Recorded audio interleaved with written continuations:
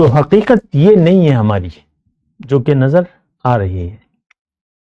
ہم تو جو نظر آ رہا ہے اسی کے بارے میں پریشان ہیں, اسی کی فکر ہے. یہ بھی تو آپ سوچیں نا, جو نظر آ رہا ہے بڑی مہنگائی ہے, نظر آ رہی ہے, اور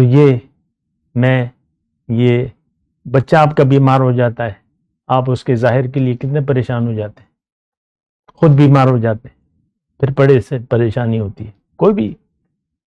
تو ہماری توجہ صرف ظاہر پر ہے, اور ظاہر کا رنگ ہم نے اپنے اوپر چڑھا لیا ہے. اللہ کہتا ہے کہ میرا رنگ تم قبول کر لو, دنیا کے رنگ کو چھوڑ دو. اللہم صلی علی سیدنا محمد وعلی آل سیدنا محمد بعدد کل ذرۃ مئۃ الف الف مرۃ. سامعین و ناظرین کرام, السلام علیکم ورحمۃ اللہ وبرکاتہ. آج کا ہمارا موضوع ملاقات کا شوق مگر کیسے.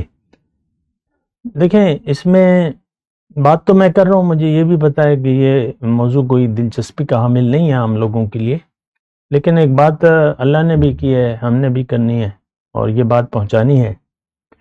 دنیا اللہ تعالیٰ سے ملاقات کی تیاری کی جگہ کا نام ہے.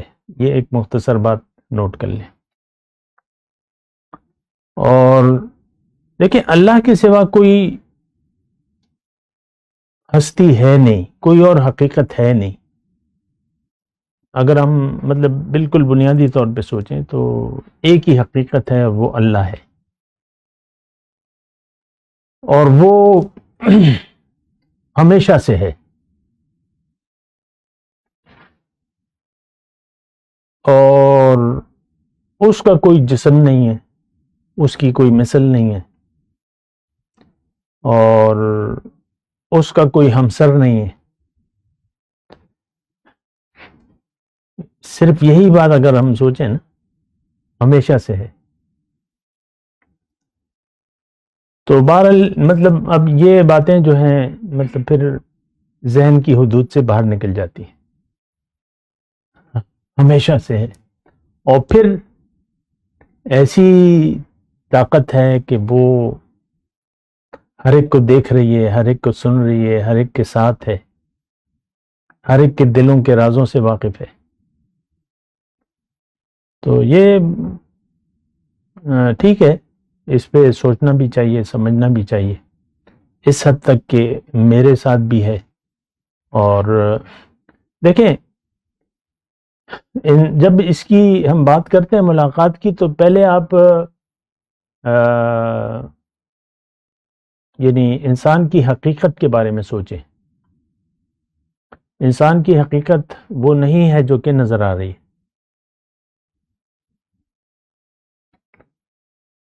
انسان وہ ہے جو کہ نظر نہیں آ رہا.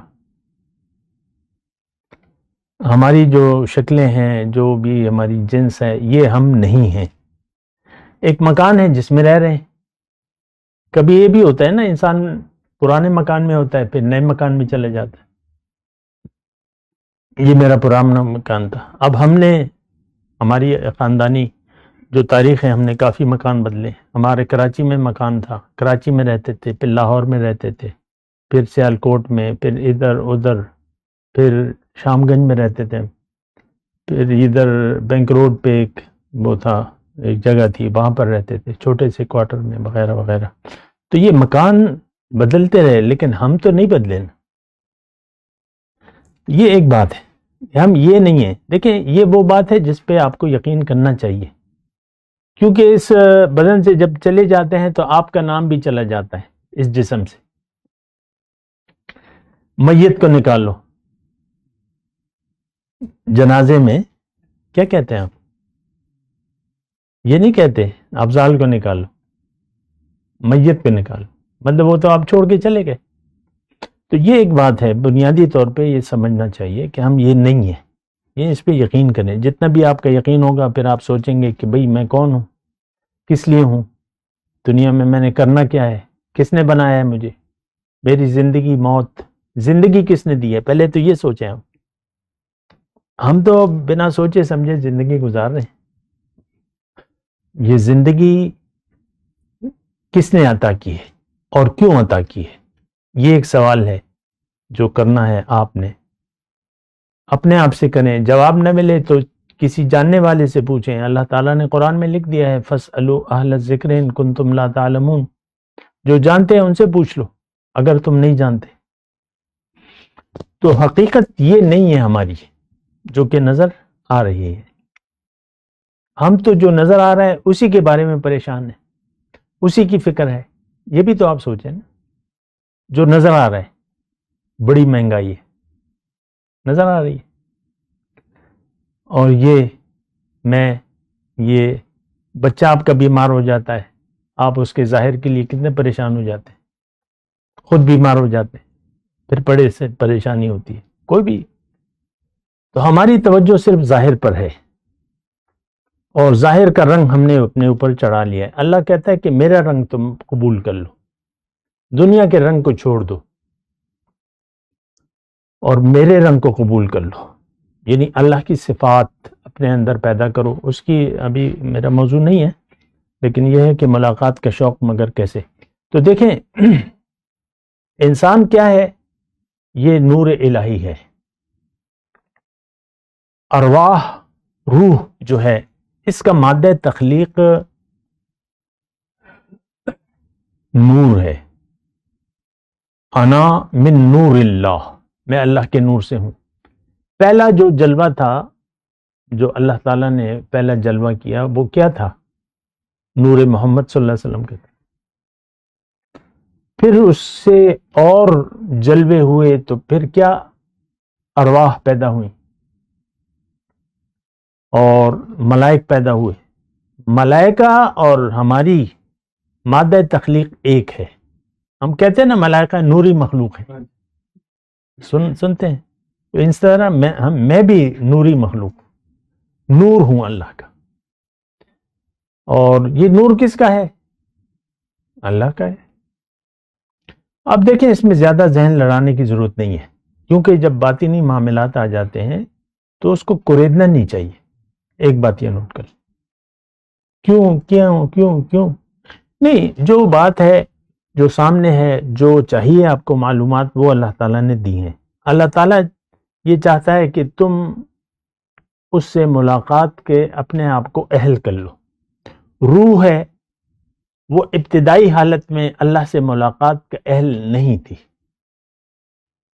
دیکھیں جو بات کہی جا رہی ہے میں پھر کہہ رہا ہوں، اسی کے اندر رہیں، ادھر ادھر نہ سوچیں، کیونکہ وہ معاملات پھر آپ کی سمجھ میں نہیں آئیں گے اور اس کے جوابات بھی ضروری نہیں ہیں۔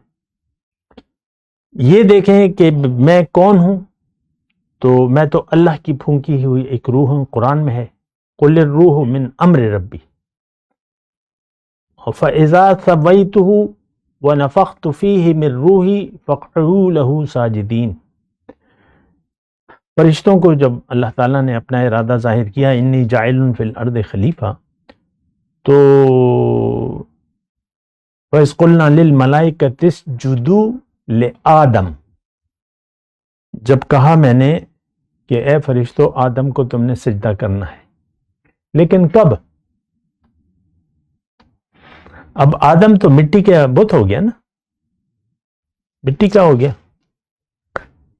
لیکن اللہ تعالیٰ نے وضاحت کی کہ دیکھو جب میں اس کا ظاہر قالب برابر کر لوں، جب تک اس میں روح نہیں ہے، میں روح نہ پھونکوں تم نے اس کو سجدہ نہیں کرنا۔